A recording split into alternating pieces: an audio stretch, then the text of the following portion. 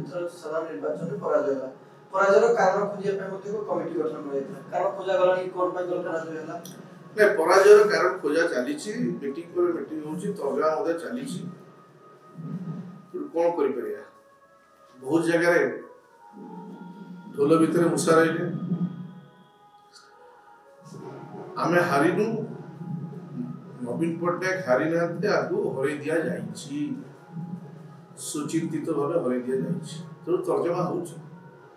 କିଏ ହରେଇଲା? ଆପଣ କୋଉଠି ହରେଇ ଦେଇଛି? ଅନେକ କିଛି କଥା ଅଛି ତା ଭିତରେ, କିଛି କଥାକୁ ରହିବାକୁ ଦିଆଯାଉ। କିନ୍ତୁ ଆଜି ଆପଣଙ୍କ ଆଗରେ ଆଉ ଗୋଟେ କଥା କହିବି। ଆପାତତଃ ଆଜିକା ଦିନରେ ବି 4.5 କୋଟି ଓଡ଼ିଆଙ୍କ ହୃଦୟରେ ମାନ୍ୟବର ନେତା ଶ୍ରୀ ନବୀନ ପଟ୍ଟନାୟକ ଆଜି ମଧ୍ୟ ଅଛନ୍ତି। ସେଇ ଆମ ପାଇଁ ସବୁଠାରୁ ଶାନ୍ତିର କଥା। ଲୋକଙ୍କର ଅତୁଟ ଭଲ ପାଇ ଆଜି ପର୍ଯ୍ୟନ୍ତ ମାନ୍ୟବର ନବୀନ ପଟ୍ଟନାୟକ ପାଇଁ ଅଛି, ସେଇଟା ସବୁଠାରୁ ଖୁସିର କଥା। ଢୋଲ ଭିତରେ ମୂଷା ଦଳ ଭିତରେ ଦେଖନ୍ତୁ, କିଛି କଥା ଭିତରେ ରହିବାକୁ ଦିଆଯାଉ। ସବୁ କଥା କହିବାର, ଯେହେତୁ ବିଜୁ ଜନତା ଦଳ ସାରା ଭାରତ ବର୍ଷରେ ସର୍ବାଧିକ ଶୃଙ୍ଖଳିତ ଆଞ୍ଚଳିକ ଦଳ, ତେଣୁ ମୋର ସେ ଦଳର ଏକ ସଦସ୍ୟ ହିସାବରେ ଏମିତି କୌଣସି ପ୍ରକାର କଥା କହିବା ଉଚିତ ନୁହେଁ ଯେ ମୋର ଦଳର ଭାବମୂର୍ତ୍ତିରେ ଆଞ୍ଚ ଆସିବ। ତେଣୁ କିଛି କଥା ଆପଣମାନେ ମଧ୍ୟ ଜାଣିଛନ୍ତି, ଆମେ ମଧ୍ୟ ଜାଣିଛୁ। ତେଣୁ ତର୍ଜମା ହେଉଛି, କିନ୍ତୁ ତ ଯାହା ତ ହେବା କଥା ହେଇଗଲାଣି। ତେଣୁ ପୁଣି ଆଗାମୀ ଦିନରେ କେମିତି ଅଣ୍ଟା ସଳିକି ପୁଣି ଆଉ ଥରେ ଆସିବୁ, ଲୋକଙ୍କ ମନକୁ ଜିଣିବୁ, ସେଥିପାଇଁ ଆମେ ଚେଷ୍ଟା ପ୍ରାୟ ଜାରି ରହିଛି। ଏବଂ ଦଳର ସିନିୟର ନେତାମାନେ ବାର ବାର ବିଚାର ବିମର୍ଶ କରୁଛନ୍ତି ଏବଂ ପୁଣି ଆଉ ଥରେ ଆମେ ଆମର ରାସ୍ତା ବାଛିବୁ ଏବଂ ପୁଣି ଲୋକଙ୍କ ପାଖକୁ ଆସିବୁ। ସେ ଯୋଜନା ଏବେ ତ ମାତ୍ର 1 ମାସ ହେଇଛି, ଏତେ ବ୍ୟସ୍ତ ହେବା ନାହିଁ। ଏବଂ ଆମର ପୂଜ୍ୟ ମାନ୍ୟବର ନେତା ନବୀନ ବାବୁ କହିଛନ୍ତି ଯେ ଆମେ ଛାଡ଼ିକି କୁଆଡ଼େ ଯାଉନୁ, ବିରୋଧୀ ଦଳ ହିସାବରେ ନିଶ୍ଚିତ ଭାବରେ ସରକାରକୁ ସବୁ ପ୍ରକାର ସହଯୋଗ କରିବୁ, ଯେଉଁଗୁଡ଼ା ଯୁଗାନ୍ତକାରୀ ପଦକ୍ଷେପ ସେମାନେ ନେବେ, ଏଇଟା ମଧ୍ୟ ଅତୀତରେ କୁହାଯାଇଛି। ଏବଂ ବିଧାନସଭାରେ ନିଶ୍ଚିତ ଭାବରେ ଯଦି ଲୋକଙ୍କର କଥା, ଲୋକଙ୍କ ସ୍ୱାଭିମାନ ପ୍ରଶ୍ନ ସେ ବାବଦ ଯଦି କଥା ଉଠିବ, ତାହେଲେ ବିଜୁ ଜନତା ଦଳ ନିଶ୍ଚିତ ଭାବରେ ପ୍ରଶ୍ନ ପଚାରିବ। ଏବଂ ନୂତନ ସରକାର ରାଜ୍ୟର ଭଲ ପାଇଁ, ଲୋକଙ୍କ ଭଲ ପାଇଁ ଯଦି କିଛି କାର୍ଯ୍ୟ କରିବ, ବିଜୁ ଜନତା ଦଳ ନିଶ୍ଚିତ ଭାବରେ ତାକୁ ସମର୍ଥନ କରିବ। ହେଲା କଥା। ଦୀର୍ଘ 24 ବର୍ଷ ଧରି ଆମେ ଶାସନ କରିକି ଆସିଥିଲୁ। ଏବେ ସାରା ଓଡ଼ିଶାର 4.5 କୋଟି ଲୋକ ଆଉ ଗୋଟେ ନୂତନ ସରକାର ଶାସନ ଦେଖିବେ। ତେଣୁ ଭବିଷ୍ୟତ କହିବ ଉଭୟ ସରକାରଙ୍କ ଶାସନ ପ୍ରଣାଳୀ କ'ଣ, ଏବଂ ଆଶା ବିଶ୍ୱାସ ନୂତନ ସରକାର ଲୋକଙ୍କର ଅନେକ କାର୍ଯ୍ୟ କରିବେ। ଏବଂ ତା ଦେହରେ ମୋର ବ୍ୟକ୍ତିଗତ ଗୋଟେ ଦାବି ରହିବ ଯେ ଆମେ ଅନେକ ଲୋକାଭିମୁଖ ପ୍ରୋଜେକ୍ଟ କରିଥିଲୁ, ଯେଉଁଟା ଆରମ୍ଭ ହେଇଯାଇଛି, ତାକୁ ଯେମିତି ସୁଚାରୁରୂପେ ଆଗକୁ ସମ୍ପନ୍ନ କମ୍ପ୍ଲିଟ୍ କରିବେ, ସେଇ ବାବଦରେ ମୋର ଅନୁରୋଧ ରହିବ ସମସ୍ତଙ୍କୁ। ଯଥା ମୋର ପାରାଦ୍ୱୀପ ନିର୍ବାଚନ ମଣ୍ଡଳୀରେ ଆମେ ଗୋଟେ ବ୍ୟାରେଜ କରୁଥିଲୁ। ତ ସେ ବ୍ୟାରେଜ ରହିଲେ ପାଣିଟା ଆମେ ମହାନଦୀ ଉପରେ ଗୋଟେ ବ୍ୟାରେଜ କରୁଛୁ, ସେ ବ୍ୟାରେଜ କେମିତି ତ୍ୱରାନ୍ୱିତ ହେବ, ସେଟା ଯେମିତି ଆଗକୁ ହେବ, ସେ ବାବଦରେ ବି ପଦକ୍ଷେପ ନେବେ। ଏବଂ ଦ୍ୱିତୀୟ କଥା ହେଉଛି ଗୋଟେ ଡ୍ରେନେଜ ସିଷ୍ଟମ ପାରାଦ୍ୱୀପ ନିର୍ବାଚନ ମଣ୍ଡଳୀର ବର୍ଷା ଜଳ ନିଷ୍କାସନ ପାଇଁ ବହୁତ ଗୋଟେ ପ୍ରୋଜେକ୍ଟ ଗୋଟେ କରାଯାଇଥିଲା, ତାକୁ ମଧ୍ୟ ଆଗକୁ କେମିତି ହେବ।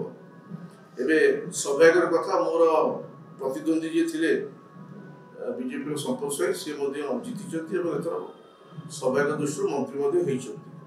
ତ ଯେହେତୁ ମନ୍ତ୍ରୀ ହେଇଛନ୍ତି, ତାଙ୍କର ନିଶ୍ଚିତ ଭାବରେ ଆଶା କରିବି ଯେଉଁଟା ବିଧାୟକ ହିସାବରେ ଆମେ ଯେତିକି ନ କରିପାରୁ, ମନ୍ତ୍ରୀ ହିସାବରେ ନିଶ୍ଚିତ ଭାବରେ ତାଙ୍କ ପାଖରେ ଅନେକ ସୁଯୋଗ ରହିବ କାମ କରିବା ପାଇଁ। ଅଞ୍ଚଳର ଉନ୍ନତି କେମିତି ଦେଖିବେ, ସେଇଟା ପାଇଁ ମୋର ତାକୁ ଅନୁରୋଧ ରହିବ। ହେଲା କଥା। ଆଜ୍ଞା, ଗୋଟେ ଚର୍ଚ୍ଚା ହୁଏ କି ବିଜୁ ଜନତା ଦଳ 2-3-4 ଜଣ ଲୋକ ଚଲାଉଛନ୍ତି। ଆପଣ ଯୋଉ କହିଲେ ଅନ୍ତର୍ଘାତୀ କାର୍ଯ୍ୟ ହୋଇଥିବା ଢୋଲ ଭିତରେ ମୂଷା, ସେଇ 3-4 ଜଣ ଲୋକଙ୍କ ପାଇଁ ଦଳ ହାରିଲା କି? ଦେଖନ୍ତୁ, ମୁଁ ହେଲେ ସାମ୍ବାଦିକ, ମୁଁ ହେଲି ଡକ୍ଟର ଦାମୋଦର ରାଉତ। ଆପଣ ମୋତେ ଯେତେ ବୁଲେଇ ବାଲି ପଚାରିଲେ ମଧ୍ୟ ମୋ ପାଟିରୁ ସେଭଳି କିଛି କଥା ବାହାରିବ ନାହିଁ। ଗୋଟିଏ କଥା ଆପଣଙ୍କ ଆଗରେ କହିଲି, ସାରା ଭାରତ ବର୍ଷରେ ସର୍ବାଧିକ ଶୃଙ୍ଖଳିତ ଦଳ ହେଉଛି ବିଜୁ ଜନତା ଦଳ। ତେଣୁ ମୁଁ ଗୋଟେ ସାମାନ୍ୟ ପ୍ରାଥମିକ ସଦସ୍ୟ ହିସାବରେ ଏମିତି କୌଣସି ଆଚରଣ ଉଚ୍ଚାରଣ ମୁଁ ରହିବା ଉଚିତ ନୁହଁ ଯେ ଆମ ଦଳ ଏବଂ ମୋ ନେତାକୁ ସମ୍ମାନ ନୁହଁ। ତେଣୁ ଯେତିକି କହିଲି ଆପଣ ତା ଭିତରୁ ଯାହା ବୁଝିପାରିବେ, ସମସ୍ତେ ଜାଣିଛନ୍ତି ଘଟଣା କ'ଣ ହେଲା, କେମିତି କ'ଣ ଏତେବେଳେ ସୁଶାସନ ହେଉଥିବା ଦୀର୍ଘ 24 ବର୍ଷ ସରକାରର ପତନ କେମିତି ହେଲା, ଏଟା ସମସ୍ତେ ଜାଣିଛନ୍ତି। ବିଜୁ ଜନତା ଦଳ ବହୁତ ବଡ଼ ପରିବାର। ତେଣୁ 50ଟା କ'ଣ କେତେ ଅମାରା, ତେଣୁ କେତେ ଅମାରା ଭିତରେ କିଛି ଅନୁସାର ରହିଲେ, ତ ସେଥିରେ କିଛି ଯାଏସେ ନାହିଁ। ତେଣୁ ସେ ସବୁ ସଫା।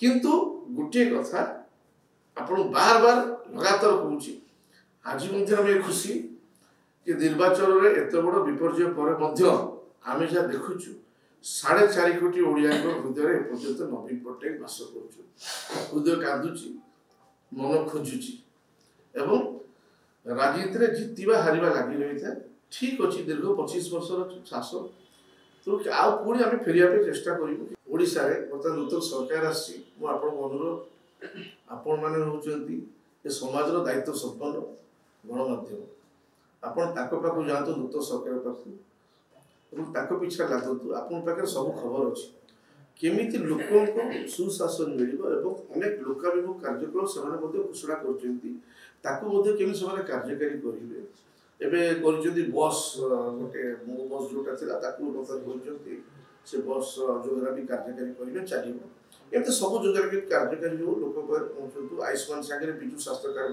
प्रचलन कर बहुत भल कथा ये सब केते आपण पचर रहतु उपाध्याय जोटी आवश्यक से उपदेश दिंतु देखु आम नूतन सरकार केमती लोकों को भल पे कार्य करेगा क्षमता सब गोटे जगह से हूँ मानव नवीन पट्टनायक क्षमता क्षमता को नहीं किए कौटी कौन कर ना राजनैतिक कार्यक्रम जहाँ कौन प्रकार कार्यकारी कर दिया कथा तो बर्तमान आम सरकार ना तो कौन कहीपर क्षमता कौन अच्छी बर्तमान तो देखो दल बर्तमान प्रणव प्रकाश दास बोधे हारी अनेक विधायक बोधे हारी तो बर्तमान दल इंटरनाली जहाँ डिस्कसन कर जहाँ कर बाकी क्षमता आम पाखे जेहेतु नहीं तो क्षमता बाबद आलोचना करें कौन आवश्यकता ना दलीय निष्पत्ति जमी संगठन संपादक दल निष्पत्ति संगठन संगठन जो संपादक जगह अच्छा सब जो दल सरकार ना तेणु बर्तमान आपातत मानव नवीन पट्टनायक विरोधी दल नेता एवं दल सभापति तो संगठन संपूर्ण भार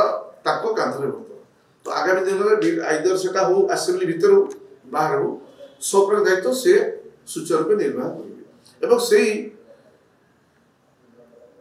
भार एवं कार्य सुचारू निर्वाह कला भर से क्या सहयोग हिसाब से देते यहाँ निर्भर करे नवीन पट्टनायक बर्तमान रथयात्रा पर दल को रिस्ट्रक्चर करने चिंता कर लोक दायित्व दिज्व फ्रंट फुट को अणाज जो मैंने बैकफुट थे दायित्व दिज्व पुणी दल संगठित होकर पूर्व भाई कम कर निश्चित भाव देखो प्रत्येक जगह पुनर्विन्यास हुए ये जगह बोधे हम आप जोटा कहते शुणा जाऊँगी नवीन नूतन को दायित्व दे पारती दलर मुख्य से सभापति सी चिंता करेंगे दल को आगे नवा केमी तो से नूतन नूतन सिनियर लीडर अच्छा क्या दायित्व दे करेंगे निर्भर करे दलर मुख्य सी गाँ गहली चर्चा होचे पांड्यान दल हारीगला भल प्रदर्शन कर पारता आहरी भल सीट आनी पुणी षष्ठ थर मुख्यमंत्री नवीन पट्टनायक ये सब गोटे कहुच्छी गोटे वर्ड कह नो कमेंट से बाबद ये केवल चर्चा चर्चा को चर्चा रहा दिजाऊ तो क्या जो है कौन रेजल्ट है मत हारीगलु